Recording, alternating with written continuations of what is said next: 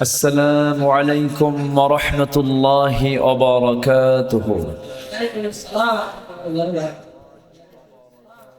إن الحمد لله الأكرم الذي خلق الإنسان وكرم وعلمه من البيان ما لم يعلم، فسبحان الذي لا يحصى امتنانه باللسان ولا بالقلم.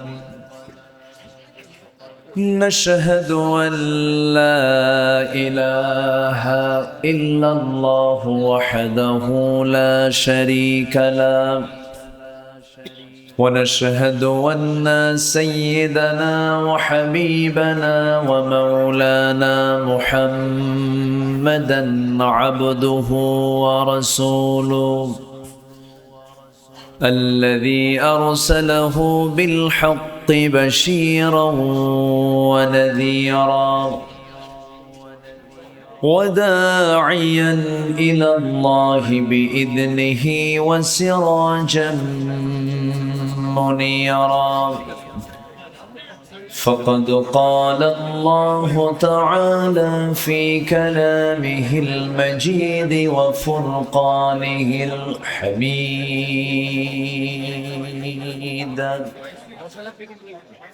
أعوذ بالله من الشيطان الرجيم.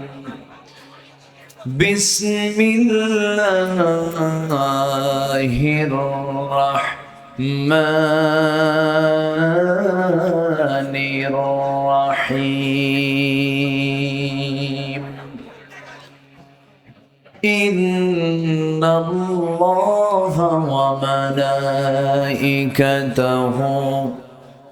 يصلون على النبي يا أيها الذين آمنوا صلوا عليه وسلموا تسليما. اللهم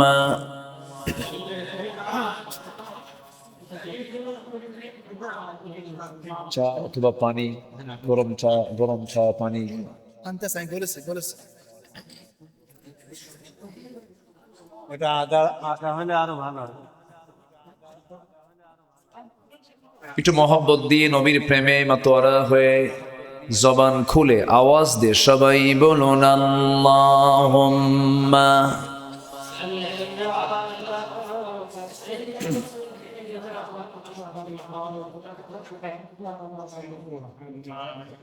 وعلى آل سيدنا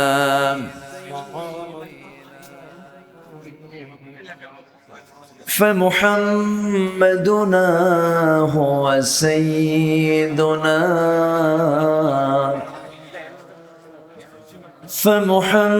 فمحمدنا هو سيدنا، فالعز لنا لإجابته. اللهم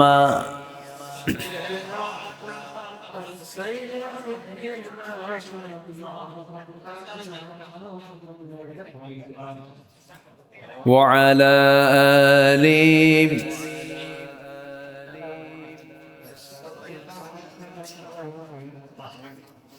সবাই বলুন বালাগাল উলা বিকামালিহি কাশাফাত তুজা বিজামালিহি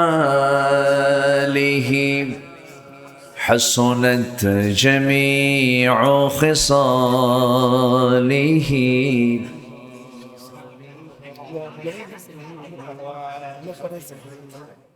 صورة يوسف بداري حكمة لقمان إمام قارئ قرآن باري ये दिले सादे माने मा बलगल उला।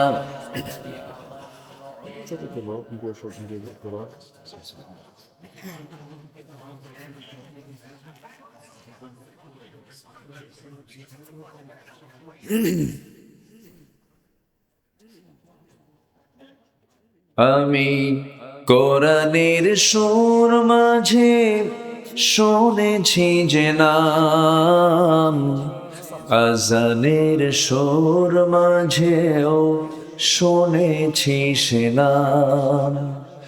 ও নাম শুনেছি আমি আমার হৃদয়, হে রাসূল নবীজি তোমায়, হে রাসূল নবীজি তোমায়। সবাই বলি সাল্লাল্লাহু আলাইহি ওয়াসাল্লাম।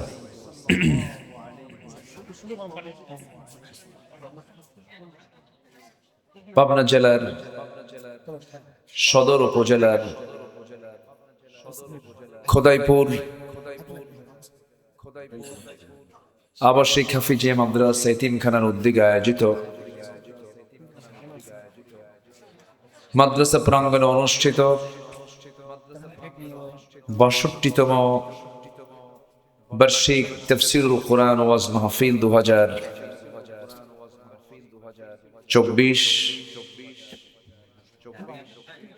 মহৎ আয়োজনের সম্মানিত প্রধান, সম্মানিত সভাপতি জনাব মাওলানা ইদ্রিস আলী সাহেব, আজকের মাহফিলের বরেণ্য অতিথিবৃন্দ, বরেণ্য অতিথি অ্যাডভোকেট শামসুর রহমান শিমুল বিশ্বাস, বরেণ্য অতিথি পাবনা ইসলামিয়া মাদ্রাসার সম্মানিত প্রিন্সিপাল মাওলানা ইকবাল হোসেন, আজকের মাহফিলের বরেণ্য অতিথিবৃন্দ, হযরত উলামায়ে কেরাম, ফদলায়ে ইজম, সুশীল সমাজ, জাতির শ্রেষ্ঠ সন্তান, শিক্ষক মণ্ডলী, জাতির বিবেক সাংবাদিক বৃন্দ,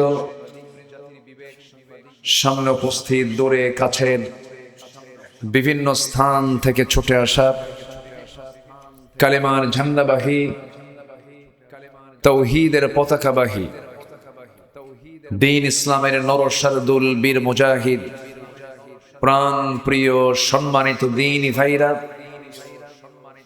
আড়ালে বসে আছেন শ্রদ্ধেয়া সম্মানিতা মা বোনেরা। আলোচনার সূচনায় আনুষ্ঠানিকতার মধ্য দিয়ে আমার পক্ষ থেকে আবারও দিল খোলা সালাম, আসসালামু আলাইকুম ওয়া রাহমাতুল্লাহি ওয়া বারাকাতুহু। সালামের জবাবটি দুর্বল মনে হচ্ছে। আসসালামু আলাইকুম ওয়া রাহমাতুল্লাহ। সবাই কেমন আছেন? আমাকে প্রশ্ন করেছেন, আল্লাহ তাআলা আমাকে আপনার সাথেই তো রেখেছেন, এক সাথেই তো বসে আছি, ভালো আছি আলহামদুলিল্লাহ।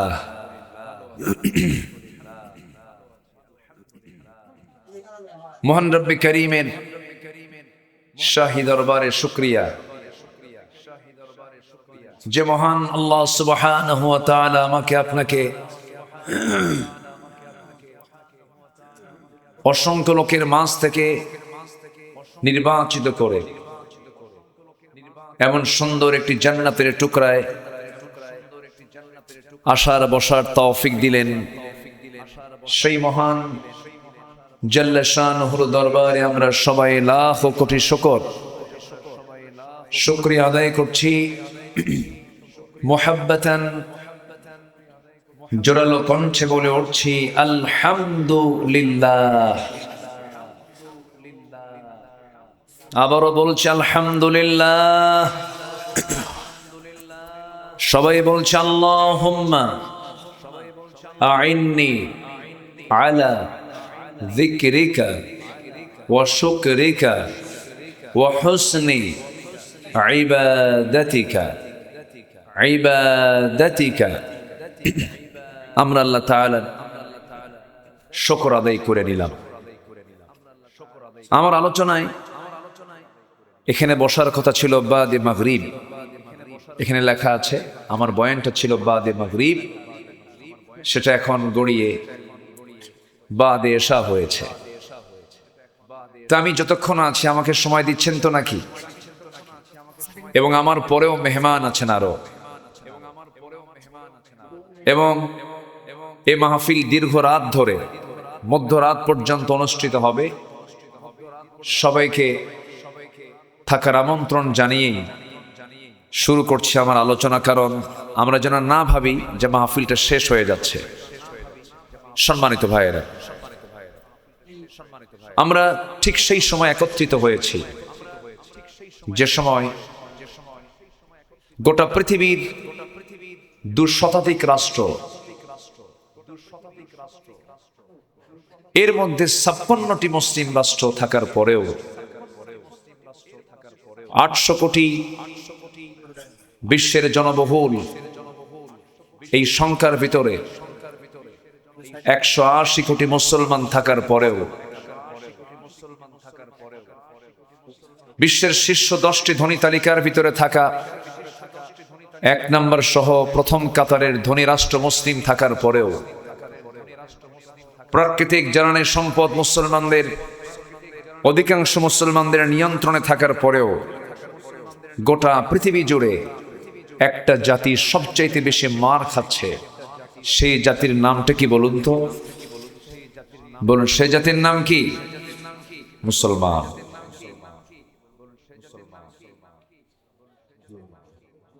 সম্মানিত বন্ধুগণ, শুধু অন্যরা মুসলমানকে মারছে না, মুসলিম পরিচয়ধারী মুনাফিকদের দ্বারাও হক্কানি মুসলমানগুলো জুলুমের শিকার হচ্ছে।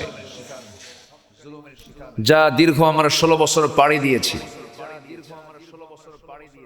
এই 16 বছর আমরা যা দেখেছি, আমার মাহফিল অঙ্গনের 26 বছরের 16 বছর কেটেছে বিপরীত স্রোতে। কত মাহফিল যে বন্ধ হয়েছে, কত মাহফিল থেকে যে ধরে নিয়ে গেছে আমারে মনে নেই। সম্মানিত ভাইয়েরা,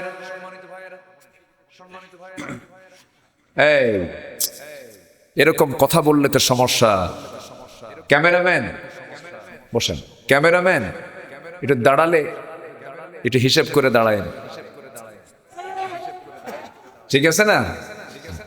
আচ্ছা ঠিক আছে। এখন বিষয়টা হলো, আপনি শুনতেছেন আমাকে, দেখছেন আমাকে, ধরুন 1 লক্ষ মানুষ, হাজার হাজার মানুষ আপনারা দেখছেন আমাকে, কিন্তু এই যে ক্যামেরাগুলো আসছে, এরা আগামীকালকের মধ্যেই দেখিয়ে দিবে কোটি কোটি মানুষকে। তো সবই তো ঠিক, কিছুই তো ঠিক নাই। বলেন, এখানে ক্যামেরাম্যান না দাঁড়ালে ও কি নিজে বোঝে কিছু? ক্যামেরা মানুষ চালায় না মানুষ ক্যামেরা চালায়? তো ওটাকে অন অফ করতে হবে না? এই অন অফ করলেও আপনি খেপবেন। একটু সবর ধরেন। চোখ তো 2টা, একটা হচ্ছে বাহ্যিক চোখ আর একটা অন্তর চোখ। অন্তরের চোখটা খুলে ফেলেন, দেখবেন যে এই চোখ আর লাগবে না। দিলের চক্ষু দিয়ে সবাই আমরা দেখবো, শুনবো। জোরে বলি ইনশাআল্লাহ। দিলের চোখটা খোলা রাখুন, মেহরবানি করে সাইড টক করবেন না। কোরআনের মাহফিলে যদি কেউ মানে এরকম কোন আচরণ করেন যা কোরআন শোনার ক্ষেত্রে মানে বাধাগ্রস্ত হয়ে যাচ্ছে, আর এটা যদি ফেরেশতাদের নজরে চলে আসে আর শৃঙ্খলা ভঙ্গের যদি মামলা হয়, জামিন কিন্তু পাবেন না। কি কথা বলতে গেল কি? পিছন থেকে আপনাকে দেখতে পাচ্ছেন, একটু উঁচু চেয়ার আনা হয়েছে। যদি না না না না, আমি এখানে থাকি। আমার এর উঁচা করেন না, আমি যা আছি এই পর্যন্তই থাকি। সম্মানিত ভাইয়েরা, সম্মানিত বন্ধুগণ, তাহলে গোটা দুনিয়া জুড়ে মুসলমান সংখ্যায়, সম্পদে, তারপরে শৌর্য বীর্যে ছিল, এখনো আছে। কিন্তু আজকে মুসলমান মার খাওয়ার কারণটা কি? এর মধ্যে এক নম্বর কারণ আমি যেটা খুঁজে পেয়েছি, অধিকাংশ মুসলমান কোরআন থেকে অনেক দূরে চলে গেছে। নাম্বার 2 হলো মুসলমানদের মাঝে যে ভ্রাতৃত্ব, মুসলমানদের মাঝে যে সম্প্রীতি, মুসলমানদের মাঝে যে পারস্পরিক মোহাব্বত, এটা বেড়েছে না কমেছে? আজ তো কমেছে না বেড়েছে? কমেছে। আজকে যদি ঐক্য যদি থাকতো, ভ্রাতৃত্ব যদি থাকতো, বেশি না 5টা মুসলিম রাষ্ট্র যদি এক হতো, ইউরোপ আমেরিকা নাকানে চুবানি খেয়ে খেত। কিন্তু আজকে মুসলমান একটা প্ল্যাটফর্মে এখনো আসতে পারেনি। তবে হ্যাঁ, একটা আশার দিক হলো, এই তো গত পরশু দিন, 2-3 দিন হলো সিরিয়া জুলুম শাহীর কবল থেকে মুক্ত হয়েছে। হাফিজ আল আসাদ এবং তার ছেলে বাশার আল আসাদ তাদের রাষ্ট্রযন্ত্র দিয়ে অসংখ্য মানুষকে তারা হত্যা করেছে। ক্ষমতাকে পাকাপোক্ত করতে চেয়েছিল, কিন্তু সে দেশের মুসলিম মুজাহিদরা বাতিলদের মোকাবেলা করে পরাজিত করে ছেড়েছে।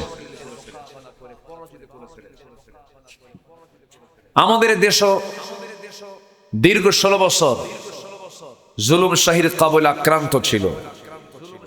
যুবকরা, আমার সন্তান, আপনার সন্তানরা, ভাবছিলাম ডিভাইস আক্রান্ত হয়ে, মাদকাসক্ত হয়ে, অসৎ নেতৃত্বের সবলে আক্রান্ত হয়ে মনে হয় তারা শেষ হয়ে গেছে, কিন্তু না, জাতে মাতাল, তালে ঠিক, একদম জায়গা মতো চলে গেছে।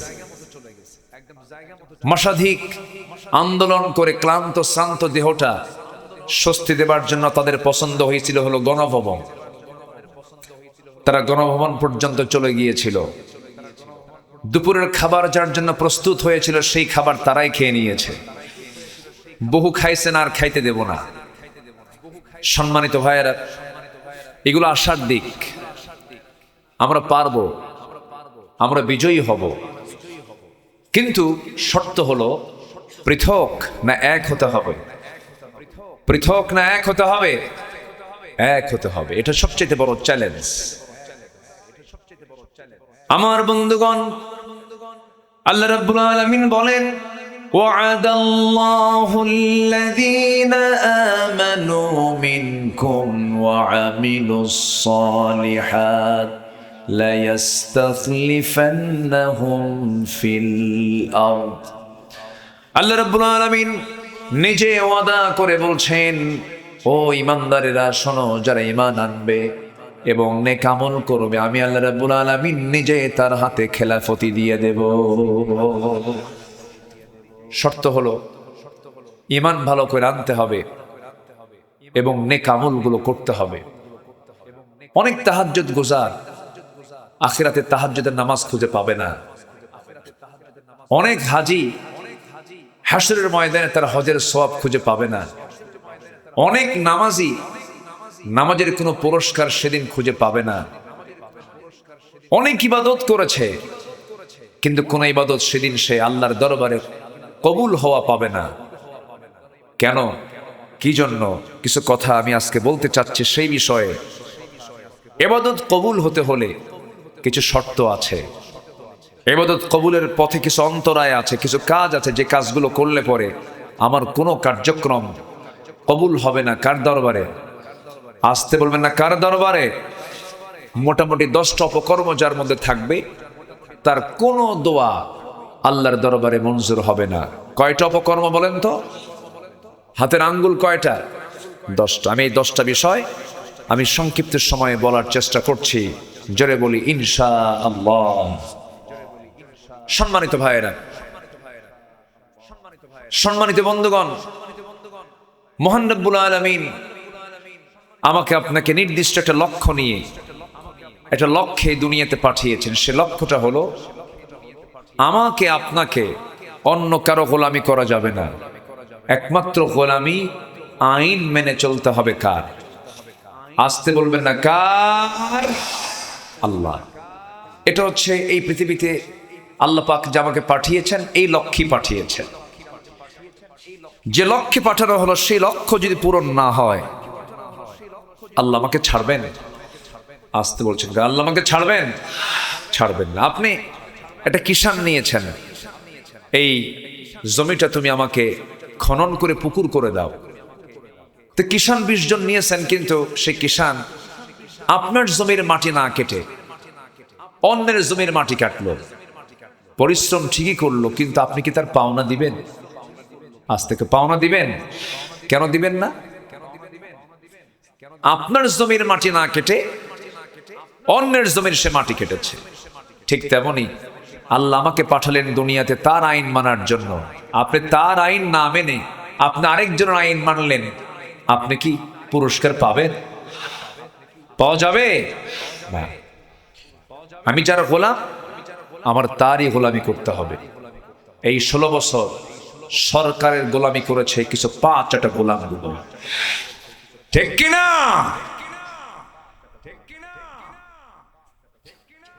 সরকারের কিছু গোলামি করেছে। আমাকে 2018 সালে নির্বাচনের আগ দিয়ে হঠাৎ করে আমার বাড়ি ঘেরাও দেওয়া হলো। আমাকে ধরা হলো, ধরে থানায় নিয়ে যাওয়া হলো। থানায় ওসি সাহেব আমাকে দেখে কাঁদে। বললাম, ওসি সাহেব কাঁদেন কেন? হুজুর, আমি আপনার খুব ভক্ত, আপনার ওয়াজ শুনি, আপনার ফ্যামিলিও, আমার ফ্যামিলি আপনার খুব ভক্ত।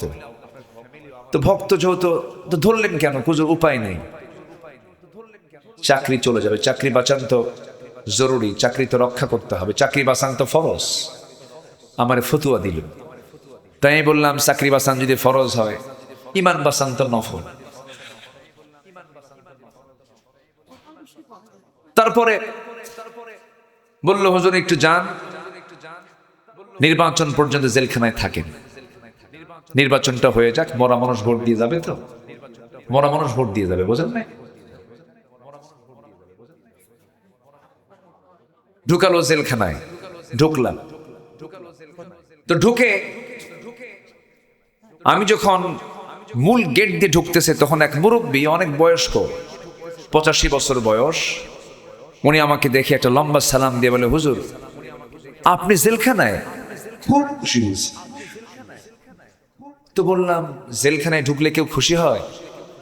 বলতেছে, হুজুর ওয়াজ শুনতে যাই, অনেক দূর থেকে দেখি, খুব শখ হয় মুসাফা করব, একটু আলিঙ্গন করব, একটু সুখ দেখের গল্প করব, তা তো পারি না। খুব ভালো হয়েছে হুজুর, থাকেন। দেখছেন? তো আমি বললাম, তো আপনি এখানে কেন? আপনার বয়স তো 85 বছর, নাতির সঙ্গে সময় দেওয়ার কথা, অবসর জীবনে যাওয়ার কথা। কে বলে, হুজুর কি বলেন, আমি তো বোমা হামলা করছি। কিভাবে? কে মামলা দিছে বোমা হামলার। বলেন তো হুজুর, এই 85 বছর বয়সে এই বুড়া হাতে বোমা মারতে গিয়ে কার মাথায় পড়তে পারে? এরা মামলার আসামির কোটা পূরণ করার জন্য রাস্তার ফকিররে ধরে নিয়েও মামলা দিয়েছে। কি করে নাই তারা? কিন্তু শেষ কথা হলো, জুলুম করবে যে বিপদে পড়বে সে, এটাই হলো শেষ কথা। জুলুম করবে যে বিপদে পড়বে সে। এখন কি শুধু বিপদে? হ্যাঁ, ফেরেশতাগুলো কই? কোনো ফেরেশতা নাই, সব চতুর্থ আসমান, কেউ নাই। এখানকার স্থানীয় এমপি মহোদয় আমাকে ফোন দিয়ে বলে, আপনি পাবনায় ঢুকবেন না, এটা আমার। চিন্তা করা যায়, জমিন কোনো ব্যক্তির হতে পারে? বলে, এটা আমার অঞ্চল, ঢুকতে পারবেন না। যখন বলেছিল রাজাকারের নাতিপুতিরা চাকরি পাবে, এগুলো অহংকারের কথা, অহংকার যখন কারোর মধ্যে ঢুকে যায় পতন তার অপরিহার্য হয়ে পড়ে। পতন হয়নি? পতন হয়নি? হয়েছে। অহংকার করা যাবে না। সাইয়েদনা ওমর ফারুক রাদিয়াল্লাহু তাআলা আনহু একটা দুইটা রাষ্ট্র না, 40টা রাষ্ট্রের তিনি রাষ্ট্রপ্রধান ছিলেন। কয়টা? এখন প্রেজেন্ট ওয়ার্ল্ডে তার এরিয়া হয়ে গেছে 40টা রাষ্ট্র। এই 40 রাষ্ট্রের রাষ্ট্রপ্রধান তিনি বসে আছেন, তার সামনে একজন সাহাবী এসে একটা হাদিস বর্ণনা করছেন, যার মধ্যে যাররা পরিমাণ অহংকার থাকবে সে জান্নাতে ঢুকবে না। এই হাদিস যখন তার কানে যখন সুন্দর করে যখন ওই সাহাবী শুনিয়ে দিলেন, সাইয়েদনা ওমর ফারুক চট করে তিনি মাটিতে পড়ে লুটে লুটে কাঁদতেছেন, শিশুর মতো কান্নায় ভেঙে পড়লেন। গোটা শরীর তার ধুলায় মলিন হয়ে গেল। বলা হলো, ওমর এমন করে কান্দো কেন? তিনি বলছেন, আমি একজন রাষ্ট্রপ্রধান, অর্ধ দুনিয়া আমি চালাই। মাঝে মাঝে আমাকে যখন কেউ শাসক বলে ডাকে, খলিফা বলে যখন ডাকে, তখন মনে হয় আমি একজন খলিফা, কিন্তু আমার মন বলছে, আমার মনে হয় ভিতরে অহংকার আমার ঢুকে গেছে। বারবার চোখের পানি ফেলে ইস্তিগফার পড়ছিলেন, আর আকাশের দিকে দুটো হাত তুলে দোয়া করে বলছেন, আয় আল্লাহ তাআলা, আমার তো মনে হয় গোটা দুনিয়ার সকল মানুষকে তুমি জান্নাত দিয়া দিয়া যদি বলো একটা বান্দা শুধু জাহান্নামে যাবে, আমার মন বলছে সে একটা বান্দা জাহান্নামে, অন্য কেউ হবে না, আমি ওমর হব। নিজেকে কি ছোট মনে করেছেন তারা, নিজেকে তারা কত বড় আসামি মনে করতেন, কি ছোট্ট হয়ে চলতেন, নিজেকে নগণ্য ভাবতেন। সাইয়েদনা আবু বকর রাদিয়াল্লাহু তাআলা আনহু যখন তার খেলাফত আমল, রাতের বেলা জনগণকে দেখতে যেতেন খালি পায়ে। কি পায়ে? খালি পায়ে। সাইয়েদনা ওমর ফারুক বললেন, খালি পায়ে আপনি রাস্তায় হাঁটতেছেন, ঝুঁকিপূর্ণ পথ, পাথরের সঙ্গে ধাক্কা লেগে চামড়া ফেটে রক্ত বের হয়ে যাবে, কষ্ট পাবেন আপনি। আপনি জুতা কেন পরেন না রাতের আধারে? সাইয়েদনা আবু বকর সিদ্দিক রাদিয়াল্লাহু আনহু চোখের পানি ফেলতে ফেলতে বলছে, ভাই ওমর, জুতা পায়ে আমি হাঁটতে পারি, কিন্তু জুতা পায়ে যখন হাঁটবো, আমি খরম জুতা দিয়ে যখন আমি হাঁটবো, একটা আওয়াজ বের হয়ে যাবে। সে আওয়াজে যদি এই জনপদের কোন ঘুমন্ত ব্যক্তির, কোন নাগরিকের, ঘুমন্ত নাগরিকের যদি ঘুম ভেঙে যায় আমার পায়ে হাঁটার আওয়াজে, কিয়ামতের দিন আমি আবু বকর আসামের কাঠগড়ায় দাঁড়িয়ে তারা জবাব দিতে হবে। জনগণের ঘুম যেন নষ্ট না হয়, পায়ের জুতা খুলে প্রথম খলিফা পায়ে হেঁটে খালি পায়ে হাঁটেন। আর নেতা আসিবেন পাবনা, ঢাকা হইতে, সিরাজগঞ্জের মোড় থেকে গাড়ি চলাচল সকাল থেকেই বন্ধ।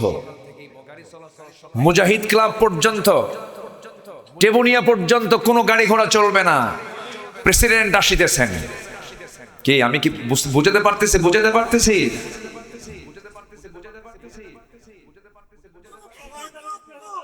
অ্যাম্বুলেন্সের গাড়ি পর্যন্ত নিতে দেওয়া হয়নি।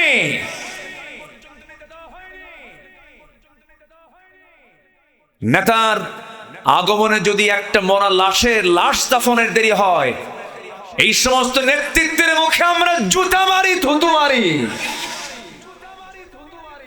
ভাবতেছেন রেকর্ড আমার কাছে নাই? সব রেকর্ড আছে। বাড়ি পাবনা না হতে পারে, কিন্তু পাবনার ভাবনা আমার কাছে আছে।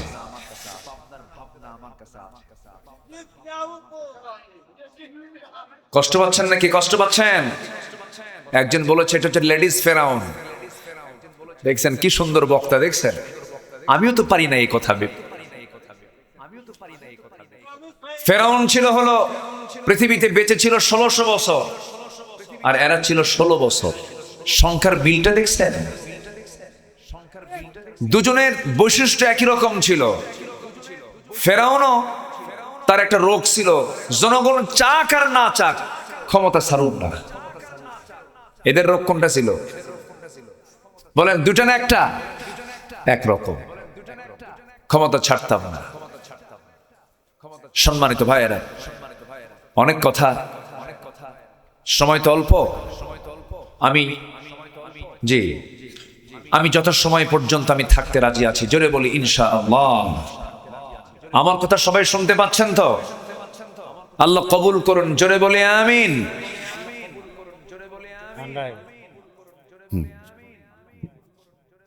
সম্মানিত ভাইয়েরা, তাহলে ইবাদত কবুল হতে হলে 10টা অপকর্ম ছাড়বো আমরা। 10টা অপকর্ম, 10টা অপরাধ আমাদের জীবনে নিয়ে আসা যাবে না। 1 নম্বর হলো মুনাফিকি।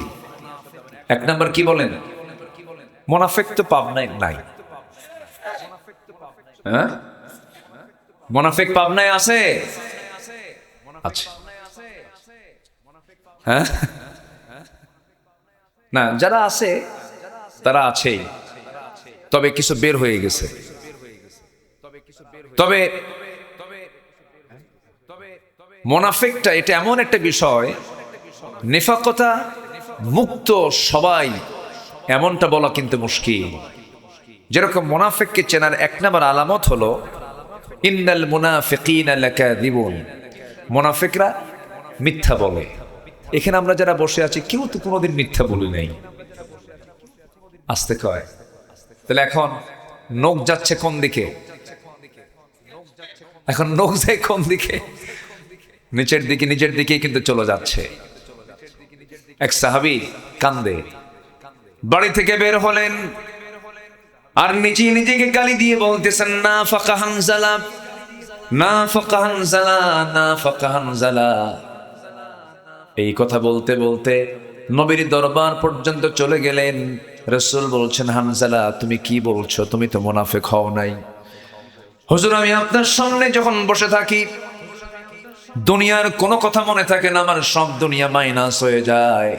কিন্তু আমি আপনার দরবারে ছেড়ে যখন বাড়ি ফিরে যাই, বউ বাচ্চার সামনে দাঁড়াই, দুনিয়ার কথা মনে হয়ে যায়। দুনিয়ার চিন্তা মাথায় চলে আসে, পারিবারিক চিন্তা মাথায় চলে আসে। আমার মন বলছে আমি মনে হয় মুনাফিক হয়ে গেছি। রাসূল বললেন, না রে হানজালা, মুনাফিক হও নাই। পরিবারের হক আদায় করা আমার সুন্নাত, স্ত্রীর মুখে খাবার তুলে দেওয়া আমার সুন্নাত, সন্তানকে দেখাশোনা করা আমার সুন্নাত। আমার উম্মতের কোনো বৈরাগ্য নাই, আমার উম্মতের বৈরাগ্য হলো জিহাদের ময়দান। আমার বন্ধুগণ, সাইয়েদনা ওমর ফারুক রাদিয়াল্লাহু আনহু মাঝে মাঝে একজন সাহাবীর কাছে সকাল বিকাল মাঝে মাঝে চলে যেতেন। যে সাহাবীকে রাসূল দায়িত্ব দিয়েছিলেন, একটা দায়িত্ব, তার হাতে একটা লিস্ট ছিল, মুনাফিকদের তালিকা ছিল। ওই মদিনার মুনাফিক কারা কারা, তাদের তালিকা একটা সাহাবীর কাছে রাসূল রেখে দিয়েছিলেন। সেই সাহাবীর কাছে ধারণা দিয়ে মাঝে মাঝে ওমর ফারুক বলতেন, ভাই দেখো তো ওই তালিকার মধ্যে আমি ওমর, আমার নামটা আছে কিনা। এই জন্য আমার বন্ধুগণ, মুনাফিকের আলামত যতগুলো, সব আলামতগুলো আমার জীবন থেকে মাইনাস করতে হবে। মিথ্যা কথা বলা যাবে না, এটা কার আলামত? বলেন বলেন বলেন বলেন বলেন। নাম্বার 2 হলো ইদা ওয়াদা আখলাফা, ওয়াদা ভঙ্গ করা, এটা একটা মুনাফিকের আলামত। ওয়াইদা তুমিনা খান, আমানতের খেয়ানত করে, এটা একটা মুনাফিকের আলামত। নাম্বার 4 হলো যখন কারোর সঙ্গে কথা বলতে যায় বেফাস কথাবার্তা বলে, বাজে কথা বলে, অর্থহীন কথা বলে। যারা মুখ থেকে বেফাস কথাবার্তা যারা বলবে, এটা একটা মুনাফিকের আলামত। এই সমস্ত আলামত যার থেকে যাবে, আল্লাহ রাসূল বলেছেন সেই সমস্ত লোকগুলো তার ভিতরে মুনাফিকের আলামতগুলো লালন করে চলছে। বেফাস কথা মানে যেরকম প্রায় একজন নেতা আমার দেশে বলতেন, গায়ে কোনো শক্তি নাই কিন্তু মুখে একটা চাপা ছিল, প্রায় বলতেন খেলা হবে, বলতো না? তো কই ও কই আছে কি, আন্ডারগ্রাউন্ড না কোন গ্রাউন্ডে আছে খুঁজেই তো পাওয়া যাচ্ছে না, খেলবেন কার সাথে? এই কথাটা খুবই নোংরা কথা। একটা জাতীয় রাজনীতিবিদ, একজন দেশের একজন শীর্ষস্থানীয় ব্যক্তি হয়ে এত নোংরা ভাষা বলতে পারে? নোংরা হলেই নোংরা কথা মুখ থেকে বের হয়। নারায়ে তাকবীর, আল্লাহু আকবার, নারায়ে তাকবীর, আল্লাহু আকবার। জিহাদ জিহাদ জিহাদ চাই, জিহাদ করে বাঁচতে চাই। ইসলামের শত্রুরা হুঁশিয়ার সাবধান, ভারতের দালালিরা হুঁশিয়ার সাবধান। লিল্লাহে তাকবীর, সম্মানিত ভাইয়েরা, তাদের চাপা কি ছিল, ওরে বাপরে বাপ, এক একজন এক একটা চাপাবাজ, দিনের কোনো জ্ঞান নাই। ফতুয়া মারে আগামীকাল ঈদুল আজহার জানাজা নামাজ, কি মনে আছে আপনাদের? এক মন্ত্রী তার বাচ্চা বুড়ো বয়সে বিয়ে করছে, বাচ্চা একটা হয়েছে ওই কুমিল্লার ওইদিকে, অনেকদিন আগের কথা। নবজাতককে কোলের মধ্যে নিয়ে বলতেছে লা ইলাহা ইল্লা আনতা সুবহানাকা ইন্নী কুনতু মিনাজ জালিমিন। কি কথা কি বুঝতেছেন আপনারা? আরেকজন ফতোয়া দিচ্ছেন লাকুম দীনুকুম ওয়ালিয়া দীন, বুখারী শরীফের 40 পারা। পদ্মা সেতু উদ্বোধন হবে, পদ্মা সেতু একটা বড় একটা প্রকল্প, পদ্মা সেতু ভালো স্বপ্নের সেতু, যা লাগতো তা তো লাগাইছেই। ওটাকে বাস্তবায়ন করার জন্য হাজার হাজার কোটি টাকা দেশ থেকে লোপাট করা হয়েছে, ঠিক কিনা? এই ওখানে কি হয়েছে? কথা বলেন কেন? এখানে কথা বলা কি জায়েজ না না জায়েজ? কথা বলেন কেন?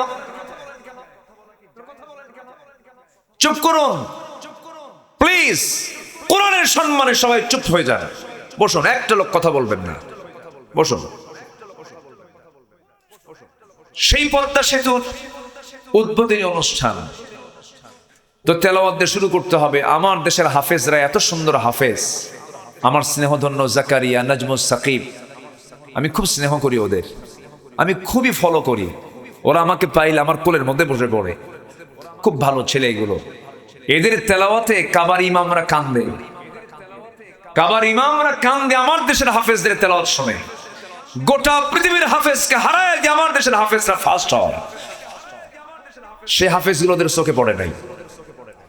পদ্মা সেতুর উদ্বোধন হবে, তেলাওয়াত দিয়ে শুরু করবে, দিছে একজন বিসিএস ক্যাডারকে তেলাওয়াত করতে। সূরা রহমান তেলাওয়াত করছে, এমন তেলাওয়াত করছে শয়তান কয় তোর চাইতে আমার তেলাওয়াত ভালো আছে। সম্মানিত ভাইয়েরা, সম্মানিত বন্ধুগণ, মুখ থেকে বেফাস কথাবার্তা বলা যাবে না। মুখ থেকে যা বলবো মেপে মেপে কথা বলবো। দলিল যখন দলিল লেখক লেখে, ভুল লেখে না ঠিক লেখে? ভুল লিখলে দলিল কি রাখে না আবার করে? আবার দলিল করে নিতে হয়। দলিল লেখক যেমন দলিল লিখতে নিয়ে বারবার চিন্তা করে নির্ভুল লেখার চেষ্টা করে, ঠিক ইমানদারের জবান হলো দলিল লেখকের দলিল লেখার মতো হলো ইমানদারের জবান। ইমানদারের জবান থেকে যা বলবে ওটাই হচ্ছে ইমান। ওটা কি ইমান? একটু কান লাগাবেন, মুনাফিকের কাজ করা যাবে না, মুনাফিকদের পথ অবলম্বন করা যাবে না, মুনাফিকের কোনো চরিত্র নিজের জীবনে আনা যাবে না।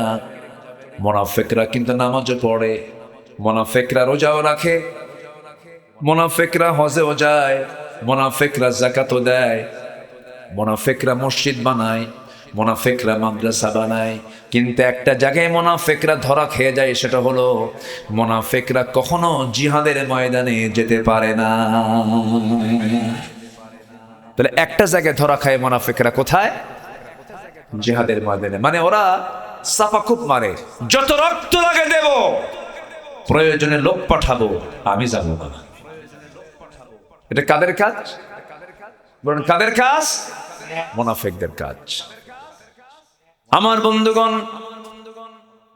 আমার নবীর পিছনে ইক্তেদা করেছে, নবীর পিছনে নামাজ পড়েছে, নবীজির বয়ান শুনে চোখের পানি ফেলে ফেলে কেঁদেছে। মুখের দাড়িও ছিল, মুখে সুন্দর চেহারাও ছিল, সুরমাও ছিল, নামাজও পড়েছে, পাগড়িও পড়েছে। নবীর পিছনে নেতৃত্ব, নবীর পিছনে তার নেতৃত্বকে ফলো করেছে, নামাজ পড়েছে, রোজা রেখেছে, দান করেছে, সাদকা করেছে। কিন্তু রাসূল তাদেরকে সব জায়গায় পেয়েছেন, মুনাফিকদেরকে কিন্তু মুনাফিকদেরকে চিনেছেন, বুঝেছেন হলো জিহাদের ময়দানে। ওরা জিহাদের ময়দানে আসলেই তাদের চেহারা শুকায় যেত, সেই জায়গা থেকে পলায়ন করে ফেলতো। আমার নবী মুনাফিকদেরকে চেনার জায়গা হিসেবে জিহাদের ময়দানকে তিনি চিনে নিয়েছেন, বুঝে নিয়েছেন। আমার ভাইয়েরা, আমার নবীর জিন্দেগিতে একজন কাট্টা মুনাফিক ছিল, মুনাফিকদের লিডার, আব্দুল্লাহ বিন উবাই বিন সুলুল। এই মুনাফিক আমার নবীর জীবদ্দশায় নানা যুদ্ধ বেঁধে দেওয়ার ক্ষেত্রে বনু নাজির, বনু কুরাইজা, এই ইহুদির গোত্রের সাথে কুরাইশদের যোগসাজশ করে দেওয়া, যুদ্ধকে নিকটবর্তী করে দেওয়ার পেছনে সবচেয়ে বড় ভূমিকা পালন করেছে এই মুনাফিকের দলেরা। এই বদর যুদ্ধ বলেন, ওহুদ যুদ্ধ বলেন, খন্দক যুদ্ধ বলেন, এই সমস্ত যুদ্ধের মূল ইন্ধনদাতা হলো মুনাফিকরা। যুগে যুগে মুনাফিকরা বহু মুনাফিকি করেছে, কিন্তু শেষ পর্যন্ত মুনাফিকদের সমস্ত মুখোশ উন্মোচন করে দিয়েছেন তিনি আমার কে। মুনাফিকরা শেষ পর্যন্ত বিজয়ী হয় না পরাজিত হয়? বিজয় হয় না পরাজিত হয়? আল্লাহ তাদেরকে উলঙ্গ করেছেন। দেখেন মুনাফিক, একটা দেখেন, একটা নাম বলি মুনাফিকের। চিন্তা করুন, মাথার চুল একটাও কালো নাই, মুখের দাড়ি একটাও কালো নাই, সব সাদা, পাঞ্জাবি সাদা, পায়জামা সাদা। চিন্তা করুন, শুধু পট চেঞ্জ হয়েছে, নিজেকে বাঁচানোর জন্য মুখের দাড়িটা কেটেই ফেলুন। কি বুঝতেছেন আমার কথা? কি বুঝতেছেন? দাড়িটা কেটেই ফেলুন। সে দাড়ি কেটে মাথার চুল আবার কালো বানালো, পাজামা খুলে লুঙ্গি পরলো, পাঞ্জাবি খুলা গেঞ্জি পরলো, বন্ধুটাকে নিয়ে, আইন মন্ত্রীকে নিয়ে চললো, বলেন চলেন বন্ধু পালাই, উপায় তো নাই। নৌকায় চড়ে যাচ্ছিল কোথাও, কিন্তু নৌকার ভিড়ল না। শেষ পর্যন্ত কোস্ট গার্ড তাদেরকে ধরে ফেললো। আইন মন্ত্রীকে ধরে নিয়ে বলছে, চলেন স্যার, চিনি আপনাকে, থানায় চলুন। আইন মন্ত্রীকে, আমি কি একা আসছি এই জায়গায়? আমার একা নিয়ে যাবা কেন? কেন আরেকজন আছে তো? কোন ওই লোকটাকে চেনা যায় না তো, মাথার চুল কালো, কে যেন, কে ওটা? আমি কি একা আসছি? তুমি ভাবতেছো আমি একা আসতে পারো? আমি তো জামাতের সাথে আসছি। কিসের সাথে আসছে? হ্যাঁ, উপায় নাই তো। তো ওটা কে? ভালো করে দেখো, ওটাই দরবেশ। আমাদেরকে বলে আমরা নাকি ধর্মের ব্যবসা করি। ধর্মের ব্যবসা আমরা যদি করতাম,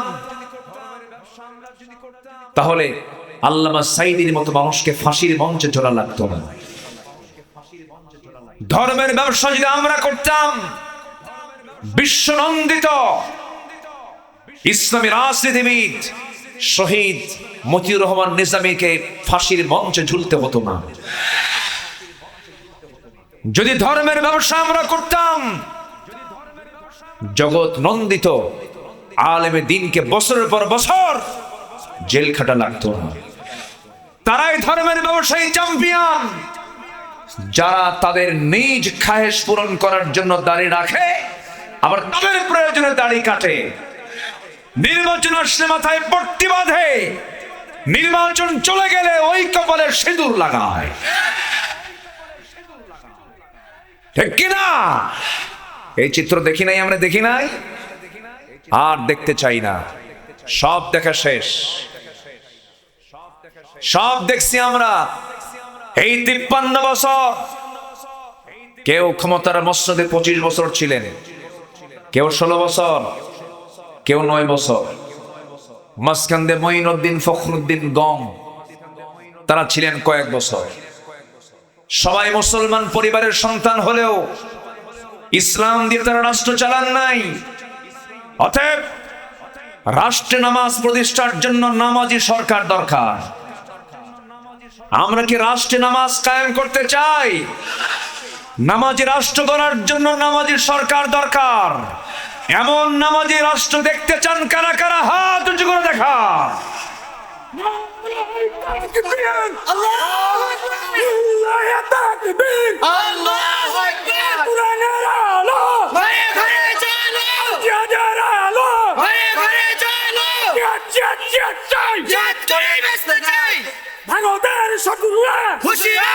আল্লাহ কবুল করুন, জোরে বলি আমিন।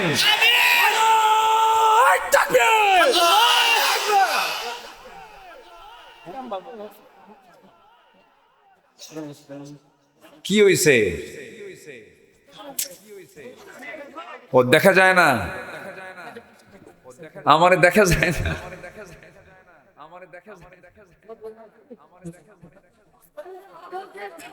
হ্যাঁ, ও ভরে গেছে। আচ্ছা, গোটা মাঠ ভরে গেছে, টুইটম্বর অবস্থা। দেখেন না, মাইক দিয়ে না, মাইক দিয়ে না, আমার দিকে তাকান, সবাই চিৎকার মেরে বলুন তো, ইয়া আল্লাহ, ইয়া আল্লাহ, ইয়া আল্লাহ। আর কোনো আওয়াজ হবে না। শয়তান যদি কোনো অসওয়াসা করতে চায়, সেই সময় কার নাম নেব আমরা? আল্লাহর নাম। একটু চুপ থাকুন, আপনি কথা বললে আমার কথা হবে না তো, একটু বসো। তাহলে ইবাদত কবুল হতে হলে 10টা অপকর্ম ছাড়তে হবে। নাম্বার 1 হচ্ছে কি ছাড়তে হবে? বলেন কি? মুনাফিকি। আমার বন্ধুগণ,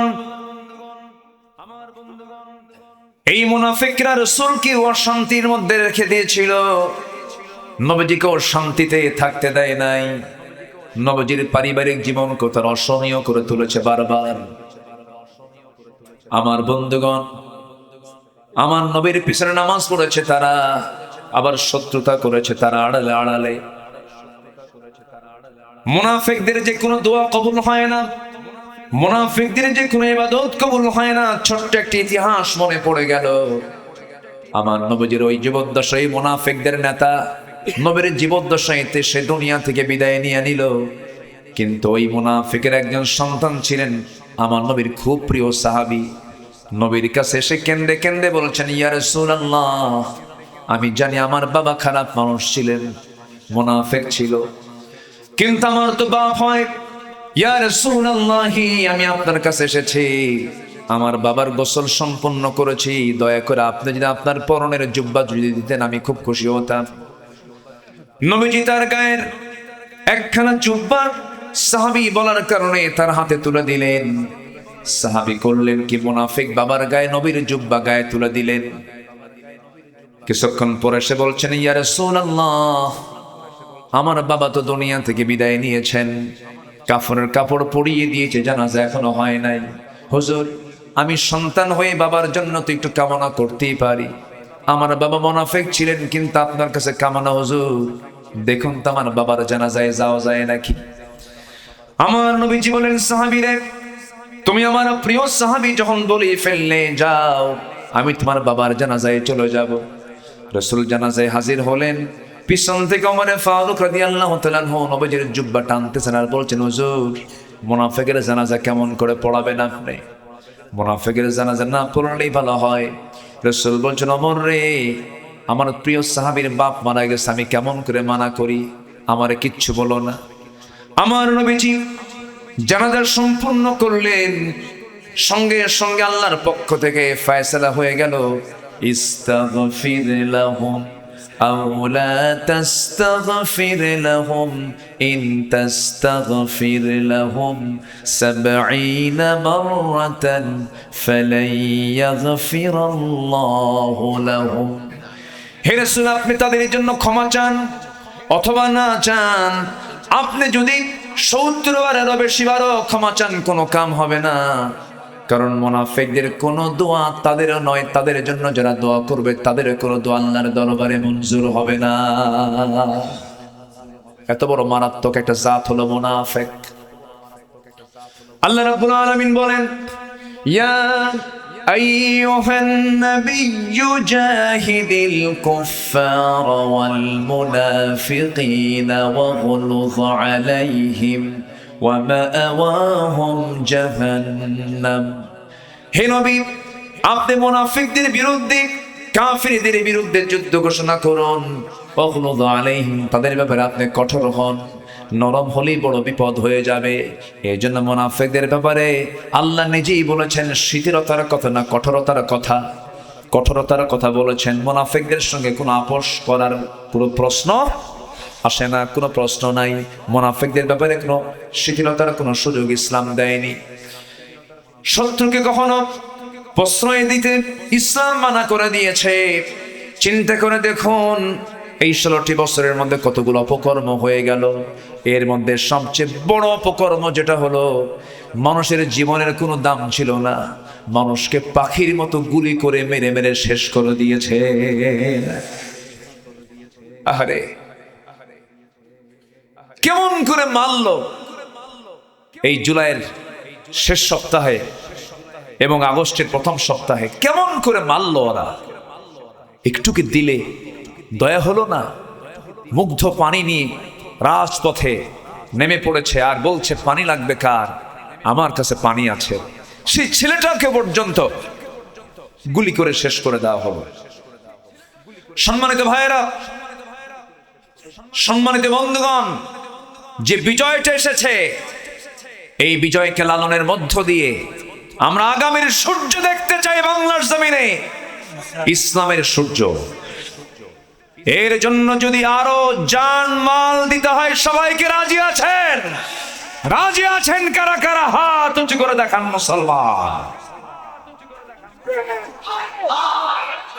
ইসলামের সূর্য হুঁশিয়ার সাবধান, ইত্তেহাদের কালোদিরা হুঁশিয়ার সাবধান, জিহাদ জিহাদ জিহাদ চাই, জিহাদ করে চাই, আল কোরআনের আলো ঘরে ঘরে জালো। আল্লাহ কবুল করুন, জোরে বলে আমিন।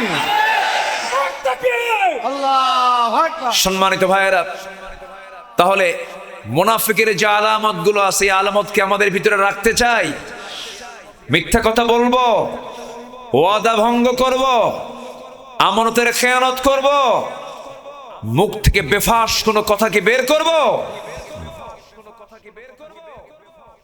জি, কষ্ট হচ্ছে, অনেক কষ্ট করে কথাগুলো শুনছেন। আহারে, এদেশের মানুষগুলো কত সাধারণ, কত সুন্দর, কোরআন প্রেমী মানুষ। বলি আলহামদুলিল্লাহ।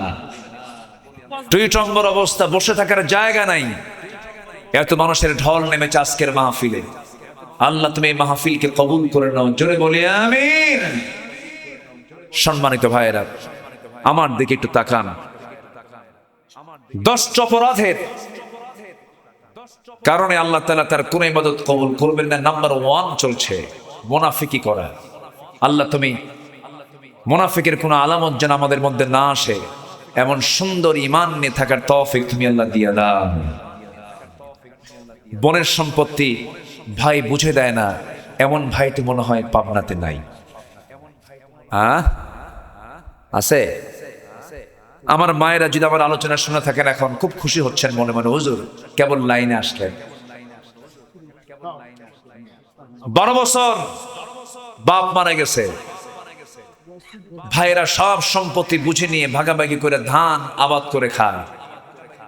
বোনের জায়গার সম্পদ বুঝে দেয় না, এমন হাজি ভাই, নামাজি ভাই, দানবীর ভাই, দাতা ভাই পাবনাতে আছে না নাই?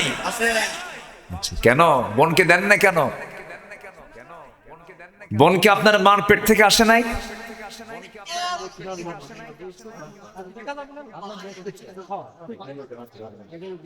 জি, এই থামেন না, থামেন। এই শোনেন, তারা তো অতিথি, অতিথির সম্মান করতে হবে না? হ্যাঁ, একটু বসো না, আমাদের মন ভাঙবে না ইনশাআল্লাহ। জি, একটু বসেন, একটু কষ্ট করে বসেন, কথা না বলি। মঞ্চটা থাকতে হয় নীরব। আমি তো মনে করি মঞ্চে কোনো লোকই থাকা ঠিক না, খালি কানাকানি হয়। এটা আলোচকের আলোচনা একটু বিঘ্নিত হয়। একটু চুপচাপ থাকেন, একটু মেহেরবানি করে। আমি লক্ষ্য করছি প্রায় প্রায় কথাগুলো হয়। একটু মেহেরবানি করে একটু চুপ থাকেন। জি, হ্যাঁ, জি, একটু বসুন, আমার দিকে তাকান। এই বলা যাবে না, আমার দিকে তাকান। তাহলে বোনের সম্পত্তি বুঝিয়ে দিতে হবে, এর মধ্যে ঈমান আছে না নাই? ঈমান আছে না নাই? কিন্তু বোনকে তো সম্পত্তি দেয় না, বরং বোনকে আবার কৌশলে ফাঁকি দেওয়া যায় কেমনে, সেই পন্থা অবলম্বন করে। যেগুলো জমির দাম নাই, রাস্তার ধারের জমিগুলো সব ভাইরা বুঝে নিয়ে বিল, ঝিল, বুঝতে পারতেছি না আমি জানি না, মানে যেটাতে যেতে হলে নৌকা ছাড়া উপায় নাই, পানি, সে অংশগুলো বুঝায় দিয়ে বলে, বোন তোমাদের জন্য না ওইটুকু রাখছি। এবং ওটার মেইন যে দলিল কাগজপত্রগুলো তা বুঝে দেয় না, কাছেই রাখে। আবার ওইদিকে উনি ট্রিপল হাজি, 3 বার হজ করছে। বোনকে মাঝে মাঝে আবার দাওয়াত দেয়, বোনকে মাঝে মাঝে দাওয়াত দিয়ে পাশে বসায়া, মনে করেন সেই কুমিল্লার রসমালাই, টাঙ্গাইলের চমচম, নাটোরের কাঁচাগোল্লা, বগুড়ার দই, যশোরের খই আর পাবনার পায়েস। আজকে কিন্তু পায়েস খাওয়ান নাই আপনারা আমাকে, এটা কিন্তু চরম মিস করছেন। জি, এই সবগুলো খাওয়ায়া বোনকে পামপট্টি দিয়ে বলে, বোন তুমি আমার ভাই, তুমি আমার বোন, আমি তোমার ভাই।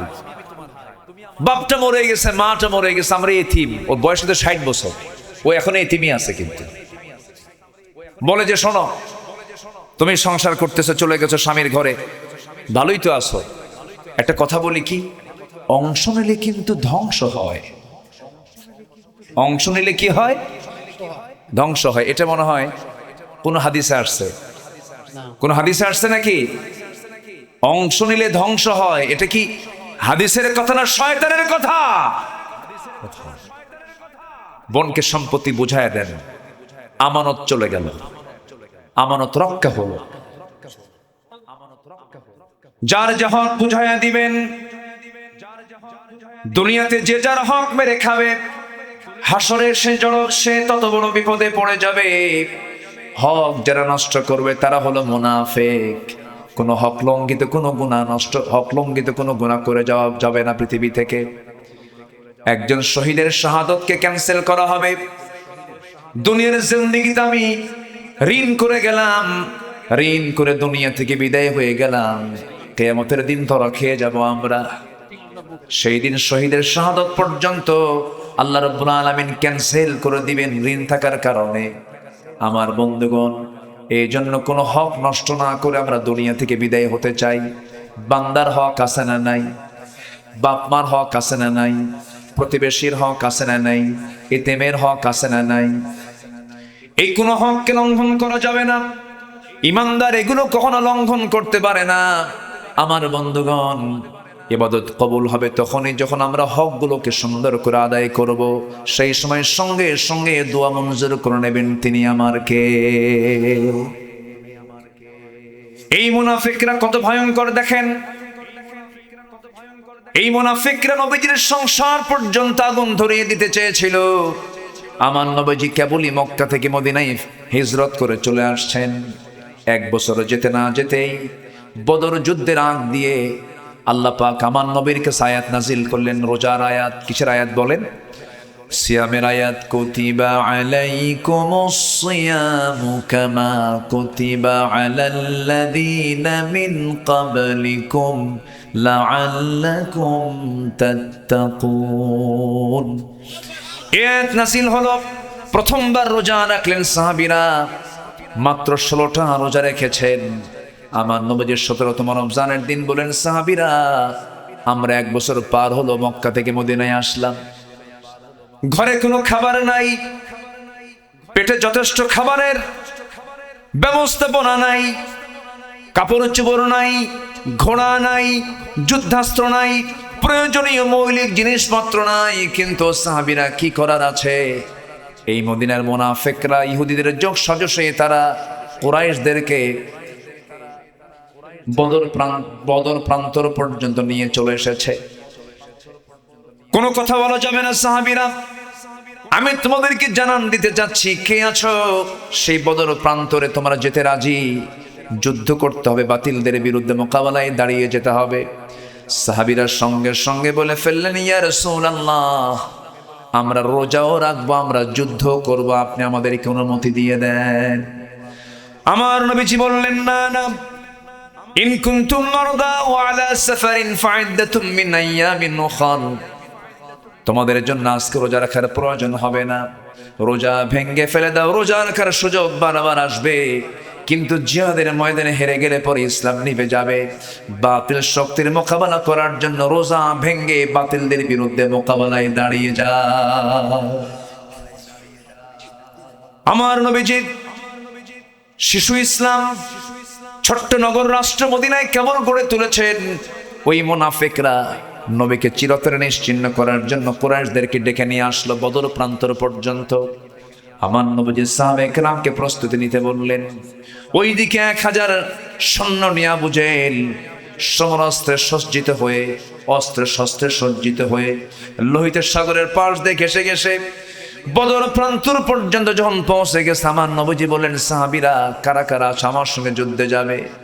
নবীজি তরবারি দিতে পারলেন না সবাইকে, খেজুর গাছের ডাল হাতের মধ্যে তুলে দিলেন। ছোট্ট ছোট্ট বাচ্চারাও যুদ্ধে যেতে চাইলো। আমার নবীর সামনে ছোট্ট 2টা বাচ্চা নবীর সামনে দাঁড়িয়ে বলছে, হুজুর যুদ্ধের নাকি ডাক এসেছে, যদি পারমিশন দিতেন আমরা আফরার ছেলে 2জন, মদিনার একজন আফরা, তার ছেলে হচ্ছে আমরা, যদি অনুমতি যদি দিয়ে দিতেন আমরা যুদ্ধে যেতাম। নবীজি বললেন, না যেতে পারবা না, বয়স নাই, ফিটনেস নাই, ছোট্ট তোমরা তরবারি হাতে নিতে পারবা না। বড়জন বলে, হুজুর আমি তোর চাইতে লম্বাই বড় আছে, আপনি আমাকে পারমিশন দিয়ে দেন। রাসূল বললেন, না না দেওয়া যাবে না। ছোটজন সঙ্গে সঙ্গে বলছে, হুজুর আপনি যদি আমার বড় ভাইকে পারমিশন দেন আমাকেও পারমিশন দিতে হবে, কারণ ও লম্বাই বড় হতে পারে কিন্তু গায়ের শক্তি আমার বেশি। নবীজি একটা মুচকি হাসি মারলেন, মুচকি হাসি মেরে 2 সন্তানকে বললেন, দেখি তো তোমরা কুস্তি লড়াই করো, দেখি কে ফার্স্ট হয়। 2জনকে কুস্তি লড়াই করতে দিলেন। বড়জন ছোটজনকে ফেলে দিল নিচে। ছোটজন বড় ভাইয়ের কানের মধ্যে মুখ ঢোকায় বলছে, ভাই রে খাই একসঙ্গে, ঘুমাই একসঙ্গে, খেলাধুলা করি একসঙ্গে, আমাকে ছেড়ে দিয়ে তুমি একা একা যুদ্ধ করবে কেমন? আমার কি যুদ্ধে যাওয়ার শখ হয় না? তোমার গায়ের শক্তি একটু কমায় দাও। ও ভাই তোমার বুকের উপর একবার উঠে বুঝায় দেই শক্তির দেখতে আমিও কোনো অংশে কম নই। নবীজি টের পেলেন, মুচকি একটা হাসি মেরে ছোট্ট 2টা বাচ্চাকে হাতের মধ্যে আকাশের দিকে তাকায়া আল্লাহকে লক্ষ্য করে বলছেন, আয় রাব্বুল আলামিন, এই ছোট্ট 2টা বাচ্চা আফরার ছেলে মুআজের গায়ের শক্তি নাই কিন্তু ইমানের বড় শক্তি আছে। পারমিশন দিয়ে দিলেন। 11 বছর 13 বছর সেই বদর যুদ্ধের দিন আমার নবীজি মদিনা থেকে 80 মাইল দূরে বদর নামক প্রান্তর। আমি মক্কা মদিনায় যতবার গিয়েছি, আমি বদর প্রান্তরে গিয়েছি, আমি মক্কা মদিনায় যতবার গিয়েছি আমি শুহাদায়ে উহুদ দেখেছি। বারবার যাই, বারবার সেই জায়গায় গেলে পরে আগের স্মৃতিচারণ হয়ে যায়। প্র্যাকটিক্যাল দেখলে পরে তার প্রতি যে আকর্ষণ কমে না বাড়ে, আস্তে কমে না বাড়ে। আল্লাহ প্রত্যেক ভাইদেরকে এই সমস্ত জায়গায় জিয়ারা করার তৌফিক দান করুন। জোরে বলি আমিন, আরো জোরে আমিন। ইন্নাস সাফা ওয়াল মারওয়াতা মিন শাআইরিল্লাহ, ইন্নাস সাফা ওয়াল মারওয়াতা মিন শাআইরিল্লাহ। আমার বন্ধুগণ একটু কান লাগাবেন। নবীজি একটা সময় যুদ্ধের দিকে রওনা করলেন। তারা কোথায় 1000, এইদিকে 313 জন, ঘোড়া নাই, তরবারি নাই, কিচ্ছু নাই, যুদ্ধ অস্ত্র নাই। নবীজি রওনা দিয়েছেন। সাহাবীরা 16টা রোজা রেখে দুর্বল হয়ে গেছেন, রোজা রেখে দুর্বল হয়ে গেছেন। এইদিকে খাবার না পেয়ে আরো দুর্বল হয়ে গেছেন। বদর যুদ্ধের দিন আমার নবীজি সাহাবায়ে কেরাম কিনে যেই পাশে দাঁড়ায় ছিলেন সেই জায়গাটা ছিল হলো উঁচু, সেই জায়গাটা ছিল হলো বালুর জায়গা, হাঁটু পর্যন্ত বালু গেড়ে যায়। সাহাবীরা বলছেন, ইয়া রাসূলুল্লাহি যুদ্ধ করব কেমনে? কদম তো মজবুত নয়, পা গুলো ডেবে আছে বালুর ভিতরে। আমার রাসূল আকাশের দিকে তাকায়া 2টা হাত উঁচু করে দোয়া করলেন, ও আল্লাহ সাহায্য করো। ওয়ালাকাদ নাসারাকুমুল্লাহু বিবাদরিন ওয়া আনতুম আদিল্লাহ। আল্লাহ সাহায্যের হস্ত প্রসার করলেন, হাজার হাজার ফেরেশতা দিয়ে আল্লাহ মুজাহিদদের সহযোগিতা করেছেন। জোরে বলে সুবহানাল্লাহ। সেই যুদ্ধের ময়দানে ওই ছোট্ট 2টা বাচ্চার সামনে দাঁড়ায় আছে। এক সাহাবীকে ডাক দিয়ে বলে, চাচা যুদ্ধ করতে আসছে, সবার বিরুদ্ধে নয়, কার বিরুদ্ধে কও? আবু জেহেল। কি করবা? খাইয়া ফালা। আল্লাহু আকবার বলবেন না? কেন এত রাগ তার উপরে? ছোট্ট 2টা বাচ্চা বলতেছে, এত রাগ হওয়ার মূল কারণ হলো আমাদের প্রাণের প্রিয় রাসূলকে সে নাকি জনম কষ্ট দিয়েছে, মার দিয়েছে, রক্তাক্ত করেছে। আমাদের বড় শখ এই লোকটাকে দুনিয়া থেকে আমরা বিদায় করে দেব। ওই সাহাবীকে বলতেছে বারবার, একটু দেখায় দেন সেই লোকটাকে। দূর থেকে আফসা আফসা চোখে দেখে বলতেছে ওই সাহাবী, ওই যে সাহাবীরা, ওই যে ছোট্ট 2টা মুআজকে লক্ষ্য করে বলছেন, দেখো ওই যে দেখা যায় ফাঁকা দিয়া ঘোড়ার পিঠে বসে আছে, 2 দিকে 2 পা ছেড়ে দিয়া চতুর্দিকে কাফের মুশরিকরা তাকে পাহারা দিচ্ছে। ওটাই হলো কুরাইশদের লিডার আবু জেহেল। বলতে দেরি হলো, যেতে দেরি হলো না। সিংহের মতো গর্জন দিয়া বাজ পাখির মতো উড়ন্ত হয়ে দৌড় মেরে চলে গেছে তার সামনে। 2 দিকে 2 জন দাঁড়ায় গেছে, ছোট্ট তরবারি পজিশন হাতে নিয়ে দাঁড়ায় গেছে। কেউ টের পায় না এটা কোন গ্রুপের সদস্য। তরবারি দিয়ে সজোরে দুজন মিলে একসঙ্গে আল্লাহু আকবার বলে দুজন দুই পায়ে আঘাত করেছে। ওই যে ঘোড়ার পিঠ থেকে আবু জেহেল ধরাশয়ী হয়ে জমিনে পড়ে গেছে। কোমর সোজা করে আবু জেহেল আর কখনো দাঁড়াতে পারে নাই। আল্লাহু আকবার বলেন, আরো জোরে আল্লাহু আকবার। মুসলমানদের বিজয় হয়েছে অস্ত্র দিয়া, শক্তি দিয়া, না ঈমান দিয়া? কে দিয়া? এই জন্য আমরা মুনাফিকি করব না, ঈমান ভালো করে আনবো, ঈমানটা ভালো করে আনবো। মুনাফিকের কোনো গন্ধ যেন আমাদের মধ্যে না থাকে, জোরে বলি ইনশাআল্লাহ। আবু জেহেল ধরাশয়ী হয়ে পড়ল, কিন্তু এইদিকে বড় ভাই মুআজ রাদিয়াল্লাহু তাআলা আনহু তিনি একাকী পড়ে গেলেন। পিছন দিকে একজন শত্রু এসে তার ডান হাতে একটা আঘাত করলো। এক আঘাতে তরবারি ঝনঝন করে পড়ে গেল, ডান হাতটা চামড়ার সঙ্গে জ্বলতে লাগলো।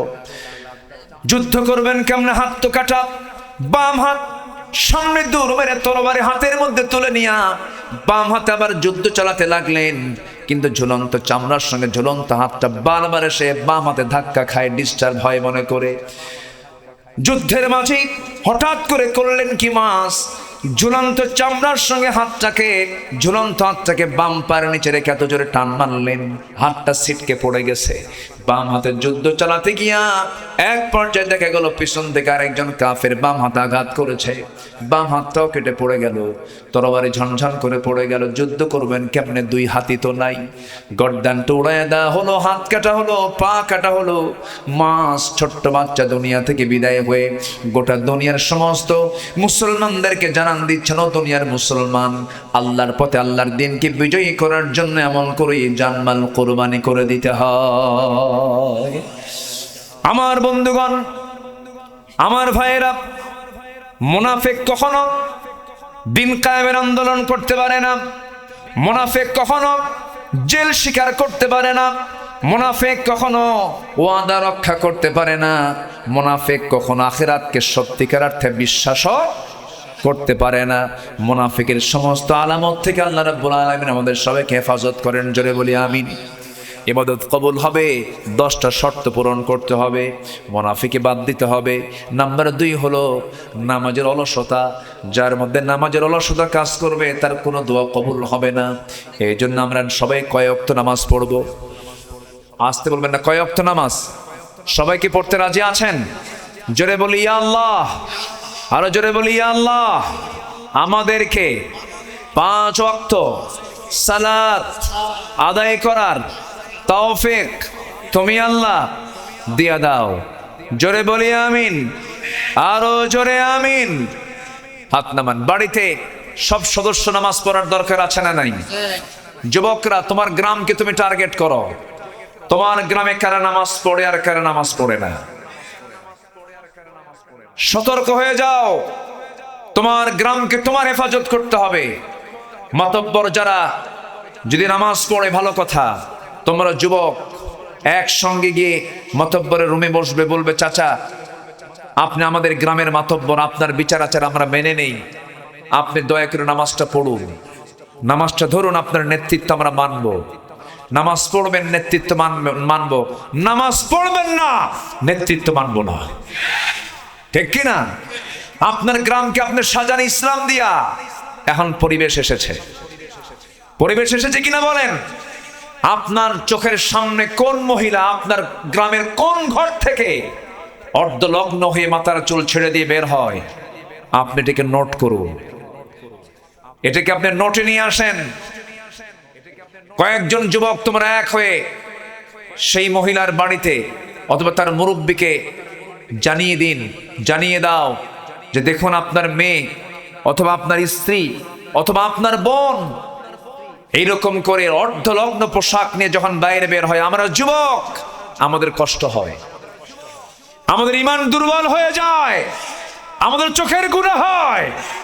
গ্রামকে বাঁচাতে বোরকা লাগায় দাও, ঠিক কিনা? সম্মানিত ভাইয়েরা, তোমরাই পারবে নতুন বাংলাদেশ গড়তে। 55,000 বর্গ মাইলের 64,000 গ্রাম বাংলার প্রতিটি গ্রামকে আমরা বেনামাজি মুক্ত দেখতে চাই। সবাই দেখতে চান তো ইনশাআল্লাহ? নামাজ, নামাজ, নামাজ। এই দেশের কোন নেতা নামাজের বিল আনে নাই আজ পর্যন্ত। 53 বছর পর্যন্ত, থামুন, 53 বছর পর্যন্ত এদেশের কোন নেতা, কোন দল নামাজের বিল আসুক, একমাত্র ইসলামী দল ছাড়া, তারা তো ক্ষমতায় যায় নাই, কেউ কিন্তু নামাজের বিল টানে নাই। আমাদের দাবি হলো আমরা সেই নেতৃত্ব দেখতে চাই যারা নামাজ রাষ্ট্রীয় পর্যায়ে কায়েম করতে চায়। এই মতের পক্ষে কি সবাই রাজি আছেন? নামাজ কায়েম হলে সুদ থাকবে না, ঠিক কিনা? নামাজ কায়েম হলে জেনা থাকবে না, নামাজ কায়েম হলে পরে সুদের কোনো গন্ধ সমাজে দেখা যাবে না। আল্লাহ কবুল করুন। আমার বিশ্বাস এদেশে কোরআনের রাজ কায়েম হবে। জোরে বলি ইনশাআল্লাহ, আর জোরে বলি ইনশাআল্লাহ। শহীদের কাতার আছে না নাই? শহীদের রক্তে জমিন আছে না নাই? রক্ত ভেজা বাংলার জমিন ইসলামী আন্দোলনের জন্য উর্বর থেকে আরো উর্বর হয়ে যাবে। জোরে বলি ইনশাআল্লাহ।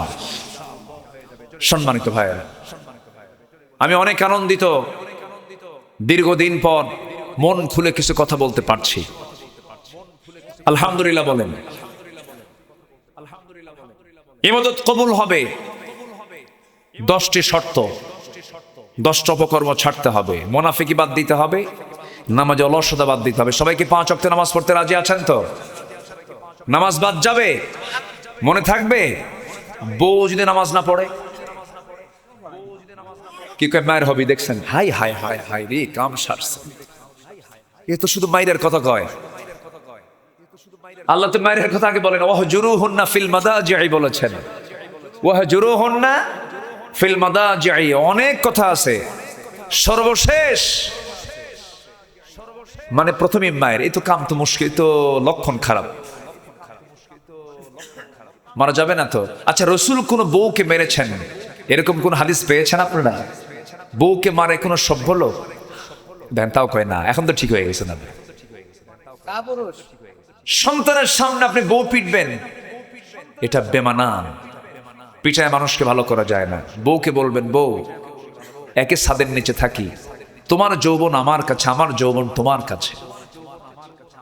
তুমি কি চাও যে আমরা এই দুনিয়াতে এক ছাদের নিচে ছিলাম, আমরা জান্নাতে গিয়েও আমরা এক ছাদের নিচেই থাকবো? এক জান্নাতি থাকতে চাই। তুমি কি জান্নাতে থাকতে চাও না? হ্যাঁ, থাকতে চাই। নামাজটা পড়ো। শুনবে না কেন? শুনবে। ছেলেকে বুঝাবেন, মেয়েকে বুঝাবেন, একটু কাঁদবেন, তাদের জন্য দোয়া করবেন আল্লাহর কাছে। অবশ্যই সব কবুল করে ফেলবেন তিনি আমার কে? আল্লাহ। কু আনফুসাকুম ওয়া আহলিকুম নারা। পরিবারকে নামাজের ব্যাপারে তাকিদ করতে হবে। পড়ার জন্য যদি বলি 2 বার, নামাজের জন্য বলবো 10 বার, ঠিক কিনা? পড়ার জন্য যদি বলি 1 বার, নামাজের জন্য বলবো 5 বার। নামাজ পড়ার চাইতে বড় পড়ার কিছু নাই, ঠিক কিনা বলেন? পড়াশোনা কিছু বাদ দিয়েছে, সমস্যা নাই। নামাজ বাদ দিয়েছে, ফাকাদ কাফার, সে কুফরি করেছে, সে মারাত্মক অপরাধ করেছে। এই জন্য পরিবারে দেখা যায় পড়ার জন্য যে শাসন হয়, নামাজের জন্য সে শাসন হয় না। আমি কি ভুল বলতেছি? শিক্ষার জন্য যে গুরুত্ব হয়, পর্দার জন্য সেই গুরুত্ব দেওয়া হয় না। ষোড়শী মেয়ে বোরকা পরে না, মা বোরকা পরে বের হয়। মা কি পরে বের হয়? বোরকা পরে বের হয়, আর মেয়েটাকে অর্ধলগ্ন করে বাইরে বের করে যুবকদের ঈমান নষ্ট করার জন্য। এগুলো খেয়াল করতে হবে। যুবকরা নোংরামি করবা না। বিয়ের আগে কোনো প্রেম নাই কিন্তু, ঠিক তো মাহফিলে, কিন্তু বাইরে তো ঠিক থাকো না।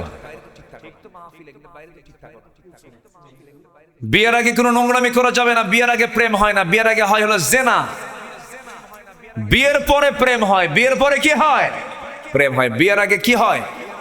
জেনা হয়। বিয়ের আগে কোনো প্রেম নয়। অনেকে প্রাউড করে বলে, আমাদেরকে বলে, হুজুর আমাদের না এটা লাভ ম্যারেজ। আমি কই লুচ্চা ম্যারেজ।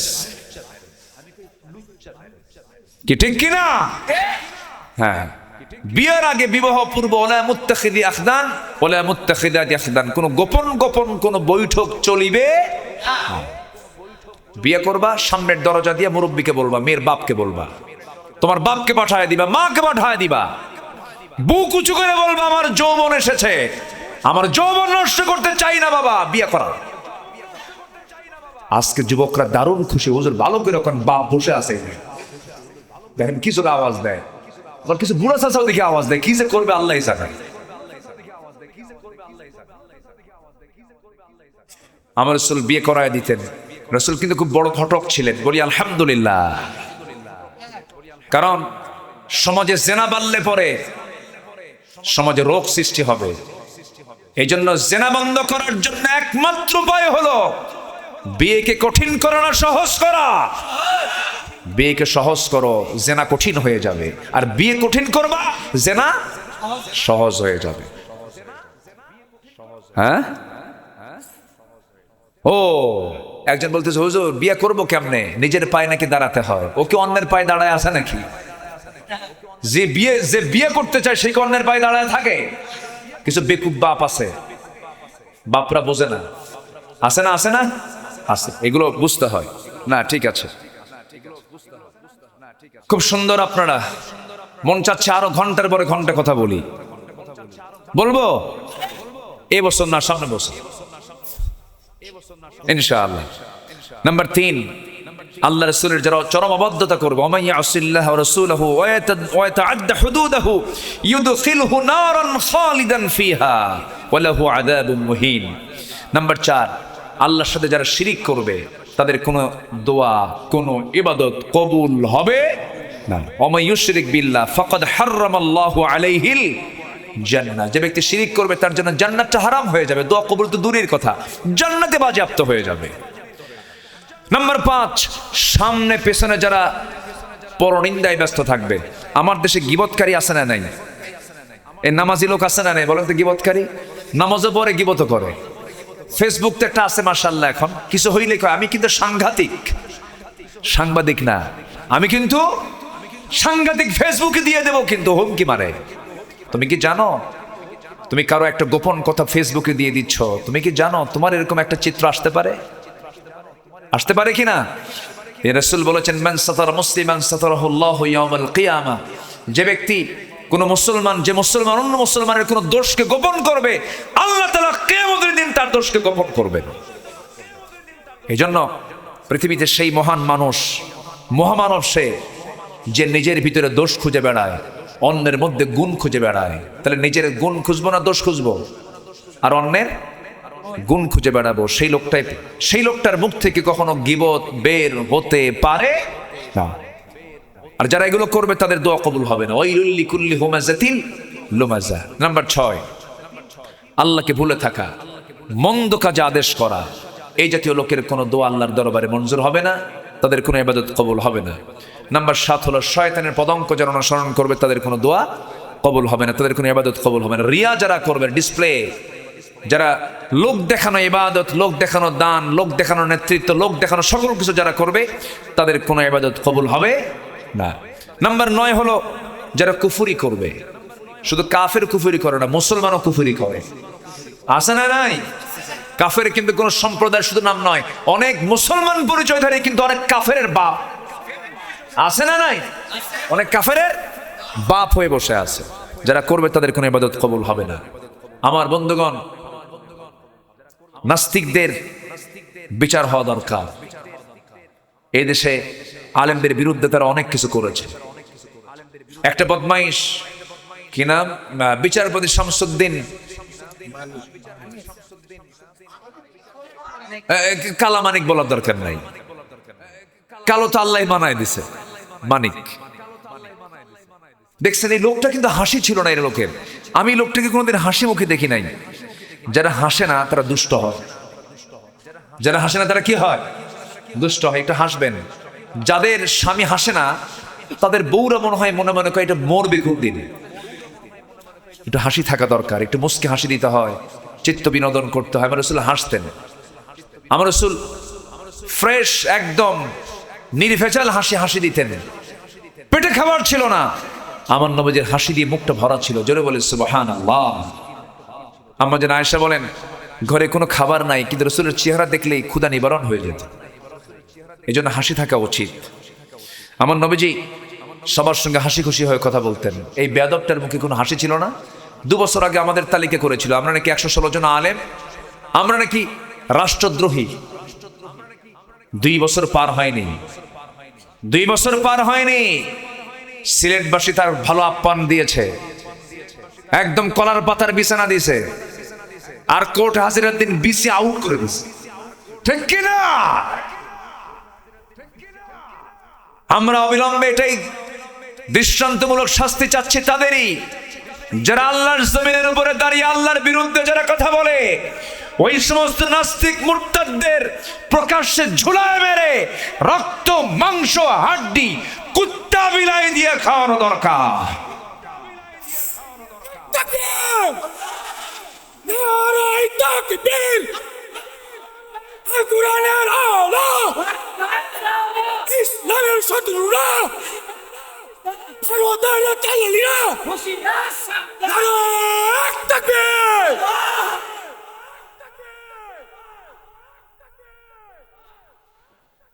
সম্মানিত ভাইয়েরা, জি কেউ উঠবেন না, মেহমান আছেন। বিশেষ করে আমার অত্যন্ত প্রিয় ভাইজান মাওলানা জহুরুল ইসলাম খান, না উনি আছেন না? উনি আসছেন তো? জি উনি আছেন, উনি আলোচনা করবেন। আমার স্নেহধন্য, আমার অনুজ, আমার অত্যন্ত কাছের, যদিও আমার অনেক ছোট, আমির হামজা, উনিও আসবেন। থাকবেন না? থাকবেন না? অনেক সুন্দর কথা বলেন, খুব দলিল দিয়ে আদিল্লা নির্ভর আলোচনা তার, আমরা তার মুখ থেকে কিছু শুনব। আমি আর লম্বা সময় দেব না, একটু কথা আমার আছে আরো। তার আগ দিয়ে একটু সবার কাছে আমার সবিনয় আবেদন, এই মাদ্রাসা 16 বছর সন্ত্রাসীরা দখল করে রেখেছিল। মাদ্রাসার ক্যাশ শুদ্ধ খায়া শেষ করছে, ওরা রাখে নাই। এখন মোটামুটি একটা পজিশনে চলে আসছে। আমি সবার কাছে একটু বিনত আরজ করব, দয়া করে যারা আসছেন, আপনার 2টা টাকা, আপনার 5টা টাকা যদি এতিম খায়, যদি এতিমদের কাজে আসে, এটা আপনার জন্য জান্নাতের একটা ওসিলাও হতে পারে। এই জন্য বসে আছেন, একটা সওয়াবের কাজ, কিছু দিবেন, এটা একটা আর্থিক ইবাদত। তো একটু ব্যাগ নিয়ে, চাদর নিয়ে যদি যায়, আমরা কি রাগ করব? সবাই দেবেন না ইনশাআল্লাহ? একটু জিকির করি লা ইলাহা, আরো জোরে লা ইলাহা। মালিকাসার চেয়ারম্যান মহোদয় দিয়েছেন 3000 টাকা, আল্লাহ কবুল করুন। সাবেক চেয়ারম্যান মহোদয় দিয়েছেন। আচ্ছা, কি ব্যাগ দিবেন না ভিতরে? তাড়াতাড়ি দিয়ে দেন, মানুষ তো নড়ে যাবে, আবার নড়াচড়া করবে। হ্যাঁ, সামনে পেছন থেকে যে যা পারি। হ্যাঁ,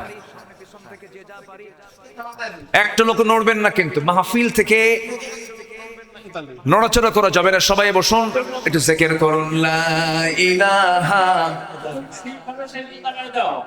আব্দুল মতিন, মালিক, তোমরা প্রেসিডেন্ট আসছো, তোমরা দেখুন জমা দাও।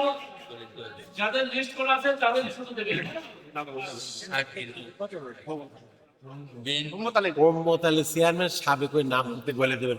উম্মত আলী চেয়ারম্যান, সাবেক চেয়ারম্যান মহোদয়, তিনি দিয়েছেন 3000 টাকা, না আল্লাহ কবুল করুন। আমি তো উঠতে বলিনি, একটু বসুন, বসুন, কোমর লেগে গেছে মনে হয়, বসুন। আলহাজ মতিন, হ্যাঁ, তারপরে মঞ্জুরুল ইসলাম মধু, আচ্ছা, মধুর ছেলে, জি, ডালু চেয়ারম্যান, ডালু কমিশনার ভাই, ডালু কমিশনারের ভাই 10,000 টাকা দিয়েছেন, আল্লাহ কবুল করে, নেক মঞ্জুর করে, আব্বা আম্মাকে মাফ করে, জোরে বলি আমিন। রেজা নামে একজন ভাই, আচ্ছা জি, মেয়ের নামে দোয়া চেয়ে দিয়েছেন 1000 টাকা, আল্লাহ কবুল করো। হাফেজ নুরুদান করেছে 1000 টাকা, আল্লাহ কবুল করো, নেক মঞ্জুর করে, আব্বা